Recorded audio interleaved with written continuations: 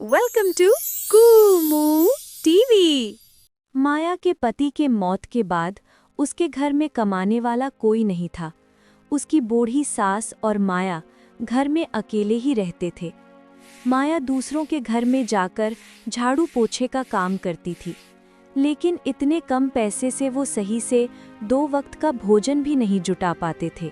माँ जी, मैं सोच रही हूँ कि अब मैं शहर जाकर कुछ काम पकड़ लूँ। लोगों के यहाँ काम करने में पूरा दिन निकल जाता है और सही से 2 वक्त का भोजन भी नहीं जुटा पा रही हूँ। बहू, तू तो पढ़ी लिखी भी नहीं है, तुझे अपने यहाँ कौन नौकरी देगा? माँ जी, मुझे जो भी काम मिलेगा मैं आराम से कर लूँगी। बगल वाले शहर में एक नई फैक्ट्री खुली है, अगर उसमें कुछ काम मिले तो मैं वहाँ भी कर लूँगी। देखते हैं बहू, पहले तू काम तो ढूंढ। माया काम ढूंढने के लिए शहर की ओर निकल गई। दीदी, आपके पास कोई काम है क्या? मुझे काम की बहुत ज़रूरत है। नहीं, मेरे पास कोई काम वाम नहीं है। भैया, आपकी फैक्ट्री में कोई काम है? मैंने सुना है कि इस फैक्ट्री में काम करने वाले लोगों की ज़रूरत है। आप जो बोलेंगे वो सब कर दूंगी। काम तो है बहन जी, लेकिन आपके लायक नहीं है। आप जाओ, कोई दूसरा काम करो। शहर में माया इधर-उधर घूमते घूमते एक बड़े ब्यूटी पार्लर में आ पहुंची। दीदी, आप मुझे अपने यहाँ काम पर रख लो ना, मुझे काम की सख्त ज़रूरत है। क्या क्या काम कर सकती हो तुम? आप जो बोलोगे मैं सब करने के लिए तैयार हूँ। ठीक है, कल से 9 बजे तुम काम पर आ जाना। साफ सफाई के साथ साथ तो तू ब्यूटी पार्लर का भी काम सीख लेगी धीरे धीरे। धन्यवाद दीदी, मैं कल से 9 बजे काम पर आ जाऊंगी। माया को काम मिल गया था, जिससे वो बहुत खुश थी। माया घर आकर सारी बात अपनी सास को बताती है। अच्छा है बहू, तुझे काम मिल गया है। अब हमें खाने की दिक्कत तो नहीं होगी ना? वह भी तुझे ब्यूटी पार्लर में काम मिला है। कितनी खुशी की बात है। हाँ माँ जी। माया सुबह जल्दी उठकर सारा काम करने के बाद माया पार्लर पहुंची। पहले उसने अच्छी तरह से पार्लर की सफाई की और फिर बैठ के देखने लगी कि प्रिया किस तरह से काम कर रही है। अरे माया, जरा उस स्टीमर को ऑन करना तो। जी दीदी, अभी करती हूँ। प्रिया माया को छोटे छोटे काम देने लगी और माया सब काम अच्छी तरह से कर भी रही थी। देखो माया, ये हेयर स्ट्रेटनर है। इससे हम बालों को स्ट्रेट करते हैं, लेकिन ध्यान रहे इसका टेम्परेचर लो टू मीडियम ही रखना, नहीं तो बाल जल सकते हैं। जी दीदी, मैं ध्यान रखूंगी। माया जल्दी जल्दी सारा काम अच्छी तरह से सीख रही थी। वो एक ही महीने में पार्लर का बहुत सारा काम सीख गई। माया, जरा इनका फेशियल कर दे। आप कौन सा फेशियल करवाना चाहोगी? हमारे पास गोल्ड, रोज, हर्बल और पर्ल फेशियल पैक है। आप मुझे हर्बल फेशियल कर दो। ठीक है, आप यहाँ बैठ जाइए। वाह दीदी, आपने इतना अच्छा फेशियल किया कि मेरा चेहरा तो चमक उठा। इसके लिए आज तो मैं आपको 2 गुना पैसे दूंगी। धन्यवाद दीदी। माया अब पूरा काम अच्छी तरह से सीख चुकी थी, जिसके कारण प्रिया ने उसकी पगार 2 गुनी कर दी। लो माया, तुम्हारा इस महीने का पगार। हमेशा से ज्यादा पगार पाकर माया बहुत खुश थी। ये लीजिए माँ जी, इस बार दीदी ने मुझे ज्यादा पगार दी है। अच्छा है, बहुत अच्छा है बहू।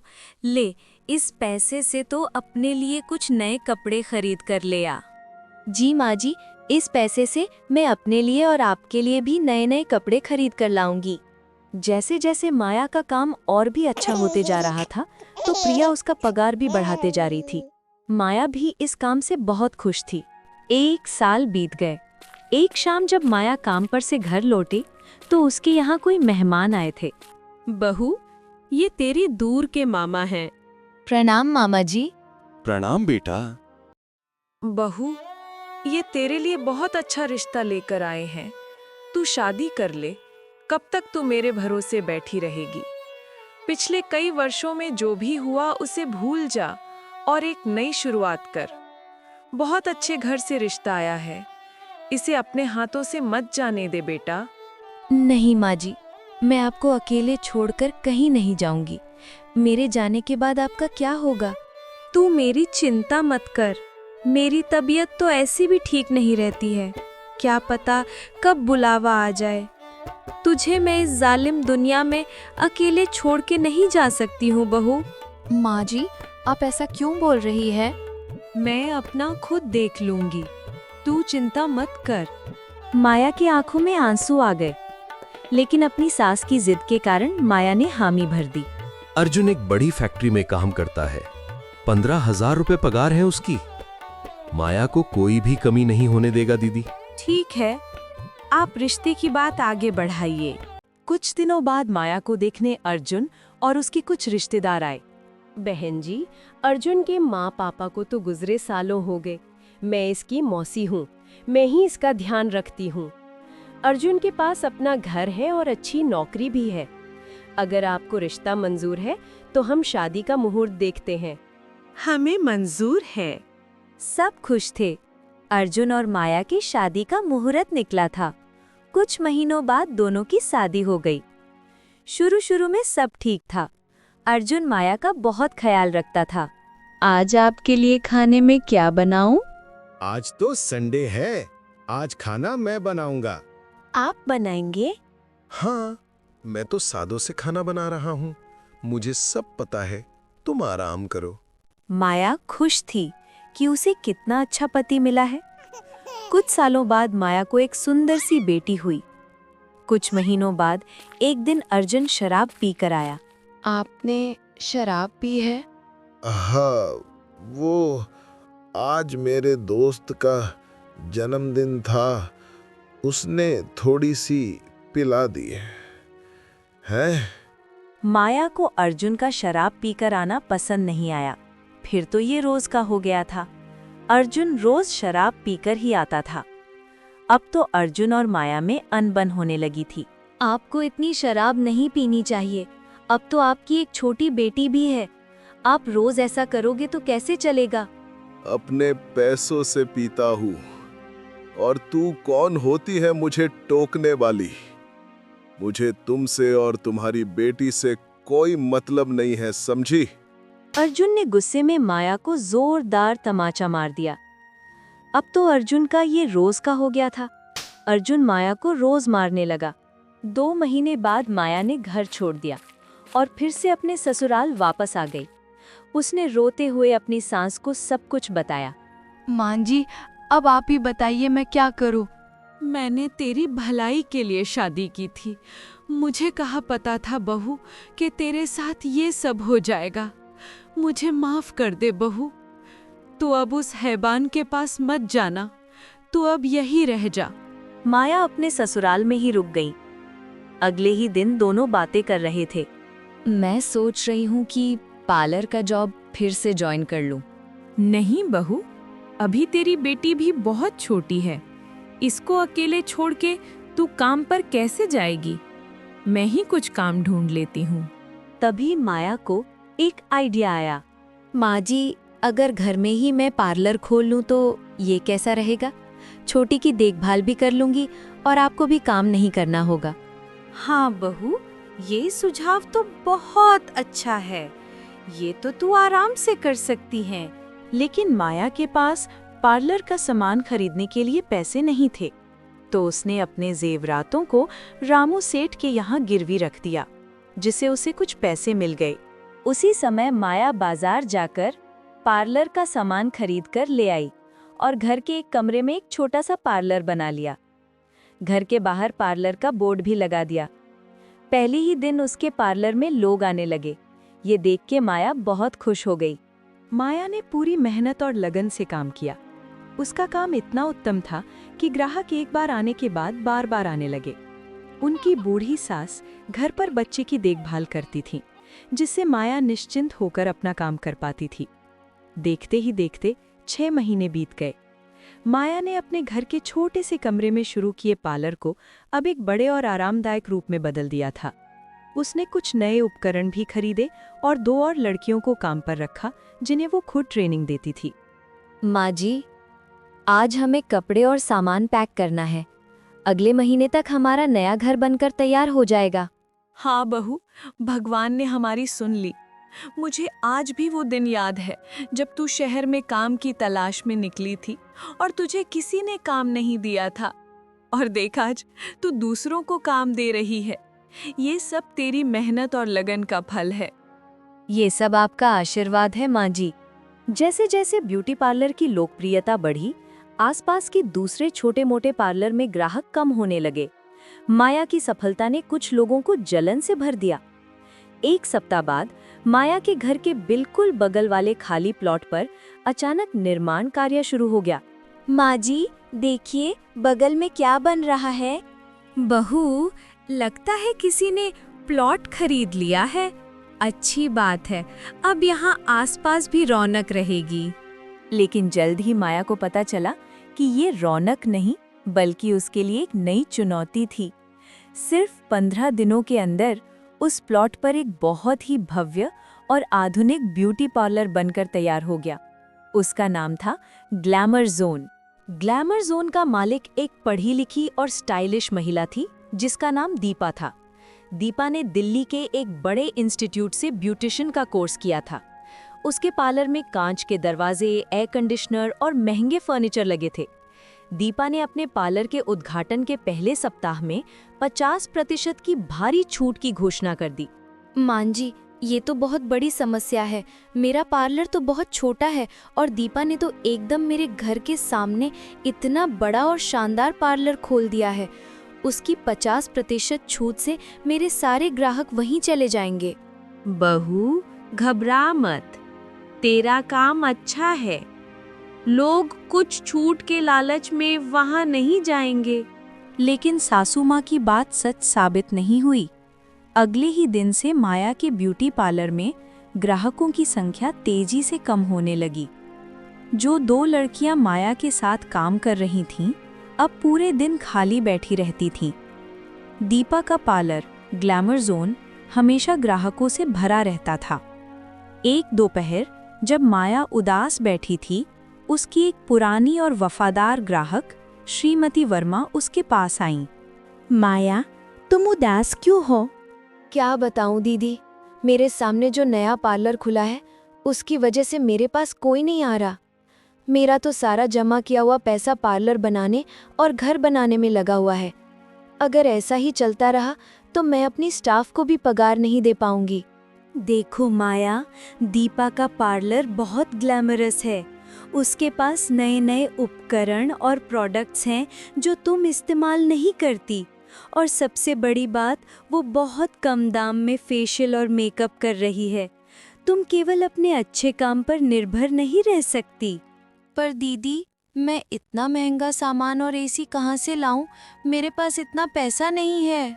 मैं तुम्हें एक सलाह देती हूँ, तुम भी अपनी सेवाओं को अपग्रेड करो और अलग कुछ करो। सोचो, तुम्हारे पार्लर में ऐसा क्या है जो दीपा के पास नहीं है? श्रीमती वर्मा की बात माया के दिमाग में बैठ गई। रात भर वो सोचती रही कि वो दीपा के आलीशान पार्लर का मुकाबला कैसे कर सकती है। अगले दिन माया ने अपनी दोनों कर्मचारियों और सास के साथ बैठक की। देखो, अब हमें लड़ाई लड़नी होगी, लेकिन चालाकी से। हम दीपा से पैसों और दिखावे में मुकाबला नहीं कर सकते, पर हम उसे हुनर और समझदारी में मुकाबला कर सकते हैं। बहू, अब तू क्या करने वाली है? मैंने सोचा है कि हम ग्लैमर जोन के पास जो नहीं है उस पर ध्यान केंद्रित करेंगे। दीपा केवल मॉडर्न ब्यूटी प्रोडक्ट्स पर निर्भर है, लेकिन हमारी देश में आज भी लोग प्राकृतिक और घरेलू नुस्खों पर भरोसा करते हैं। दीदी, आपका मतलब क्या है? मेरा मतलब है, अब हम अपने पार्लर को नेचुरल ब्यूटी और आयुर्वेदिक स्टूडियो में बदल देंगे। हम फेशियल में महंगे क्रीम के बजाय बेसन, हल्दी, दही, मुल्तानी मिट्टी, चंदन और ताज़े फलों का उपयोग करेंगे। हम ऐसी सेवाएं शुरू करेंगे जो बिल्कुल प्राकृतिक और हानि रहित हों। ये एक बहुत ही साहसी और जोखिम भरा फैसला था, लेकिन माया के पास खोने के लिए कुछ नहीं था। उसने तुरंत अपनी योजना पर काम शुरू कर दिया। माया की नई योजना। उसने कमरे की दीवारों पर आयुर्वेदिक जड़ी बूटियों और प्राकृतिक तत्वों के पोस्टर लगाए। हर जगह प्राकृतिक खुशबू के लिए एसेंशियल ऑयल्स का उपयोग किया। उसने सिर्फ Ayurvedic hair spa, herbal face pack, दही, नींबू, शहद, ब्लीच और प्राकृतिक वैक्सिंग यानी चीनी के उपयोग से सेवाएं देना शुरू कर दिया। उसने उन महिलाओं को टारगेट किया जो महंगे केमिकल से एलर्जी रखती थीं या स्वास्थ्य के प्रति जागरूक थीं। माया ने घोषणा की कि कोई भी महिला जो उनके पास आती है उसे फ्री स्किन कंसल्टेशन और होममेड फेस मास्क का ट्रायल मिलेगा। अगर ग्राहक को ट्रायल पसंद आता है तभी वो पूरी सेवा के लिए पैसे देगी। इस बार ये रणनीति काम कर गई। कई महिलाएं उत्सुकतावश आईं।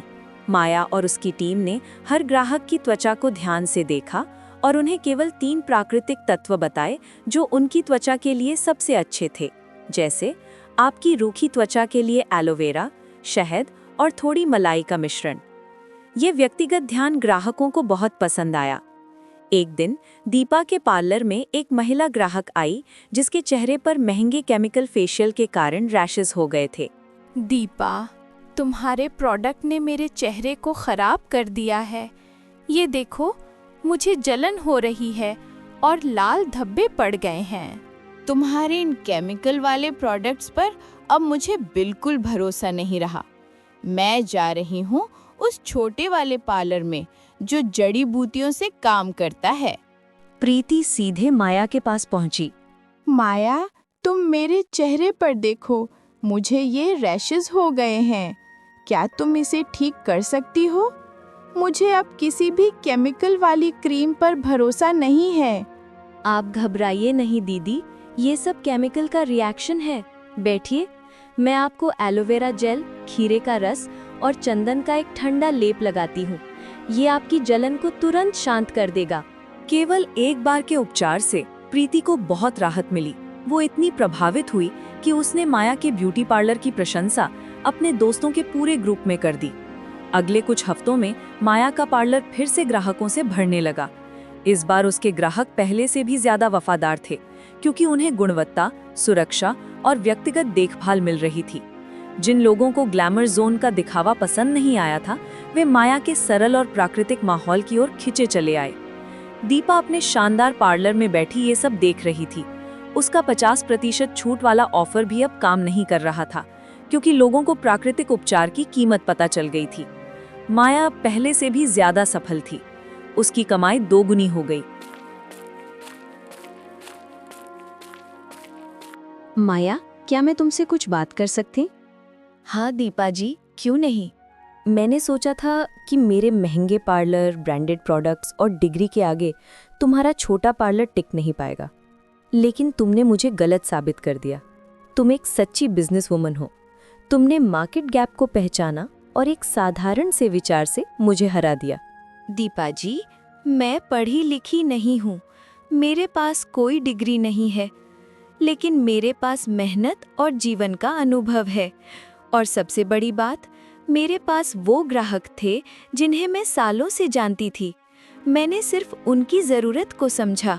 मैं ये मानती हूँ मैंने सिर्फ पैसा और दिखावा देखा, लेकिन तुम लोगों के स्वास्थ्य और भरोसे पर काम किया। आप दिल्ली से पढ़ी लिखी हैं, आपके पास अच्छी कला है। आप क्यों ना आप मेरे साथ मिल जाएं? आप अपने मॉडर्न तरीकों को हमारे प्राकृतिक नुस्खों के साथ मिलाएं। सोचिए, अगर हम मिलकर प्राकृतिक और आधुनिक सुंदरता का मिश्रण पेश करें तो हम पूरे शहर में नंबर 1 बन सकते हैं। माया, तुम सिर्फ एक ब्यूटिशियन नहीं हो, तुम एक प्रेरणा हो। मुझे तुम्हारा प्रस्ताव मंजूर है। हम कल से साथ काम करेंगे। दीपा ने माया की तरफ देखा। उसे लगा कि एक अशिक्षित दिखने वाली महिला में कितनी दूरदर्शिता और क्षमा भरी है। माया और दीपा ने मिलकर काम किया। दीपा ने अपनी आधुनिक तकनीकों को सिखाया और माया ने अपने हर्बल नुस्खे दिए। ये साझेदारी जबरदस्त सफल रही। उसने साबित कर दिया कि आत्मविश्वास और बुद्धिमत्ता किसी भी बड़ी डिग्री या महंगे सामान से कहीं ज्यादा ताकतवर होती है।